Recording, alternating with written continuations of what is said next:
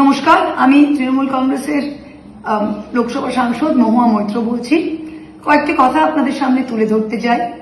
গত 2 সপ্তাহ হলো বাংলায় পরিবর্তন হয়েছে, খুব ভালো, আমরা স্বাগত জানাচ্ছি।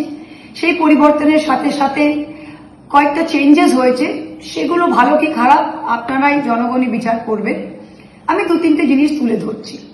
গত 13ই মে থেকে আজকে 18, গত 5 দিন গ্রামে গঞ্জে গ্রামীণ এলাকায় পুলিশ অতি সক্রিয় হয়েছে। কেন? যে না, সরকার অর্ডার করেছে, তারা মাইক সরিয়ে দিচ্ছে। তা অর্ডারটা কি? 13ই মেয়ের অর্ডারটা আমি পড়লাম।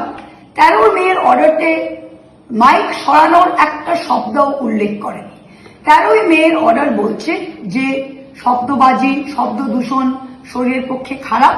2004 সালের একটা West Bengal pollution control board, Paschimbangla দূষণ নিয়ন্ত্রণ পর্ষদের একটি অর্ডারকে দেখিয়ে বলছে যে যেখানে মানুষের বসবাস করে রেসিডেন্সিয়াল এরিয়া, সেখানে 45 থেকে 55 ডেসিবেল লিমিট, এবং যেটা সাইলেন্ট জোন মানে হাসপাতাল, স্কুল, কলেজের 100 মিটারের পাশাপাশি সেখানে 40 থেকে 50 ডেসিবেলে মাইক যদি চলে তবে সকাল 6টা থেকে 10টা চলবে, আর তারপরে ওই টাইমে।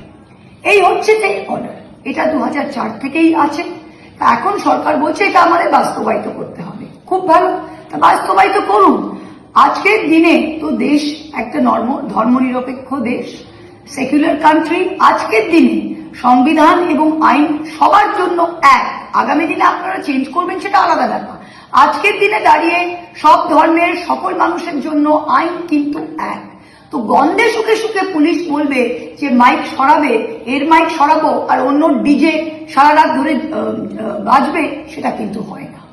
যদি আপনারা অতি সক্রিয় হন, মাইক সরানোর অর্ডার কিন্তু কোথাও নেই। লেখা আছে কত ডেসিবেলে বাজবে। সেটা যদি পুলিশ ইমপ্লিমেন্ট করতে চান অবশ্যই করুন। তাহলে আপনারা ডিজেও করুন, ডিজেও ইমপ্লিমেন্ট করুন। বিজয় মিছিলে রাত্রি 10টার পরে ঢ্যাং ঢ্যাং করে ডিজে বাজবে আর জনবসতি এলাকায়, আর আপনারা মাইক সরিয়ে দেবে, তা হয় না। আপনারা ডিজে নিয়ন্ত্রণ করুন। আপনারা যে কোনো ধর্মীয় অনুষ্ঠান হচ্ছেন সেখানে আওয়াজ আপনারা নিয়ন্ত্রণ করুন। সবার জন্য এক রুল, এটাই তো দেশের নিয়ম। আমরা স্বাগত জানাচ্ছি যদি আপনারা কঠোর পদক্ষেপ নিচ্ছেন, কিন্তু একটাই জিনিস, আইনটা যেন সকলের জন্য এক হয়। এর গন্ধ শুকে এর জন্য এক আইন, আর অন্য গন্ধ শুকে ওর জন্য এক আইন, এটা করবেন না। এটা করা ঠিক নয়। 2 নম্বর যেটা আপনারা আরম্ভ করেছেন, এই সরকার আরম্ভ করেছে যে ঠিক কুরবানির আগে গরু বেচা কেনা বন্ধ। খুব ভালো, গরু বেচা কেনা বন্ধ,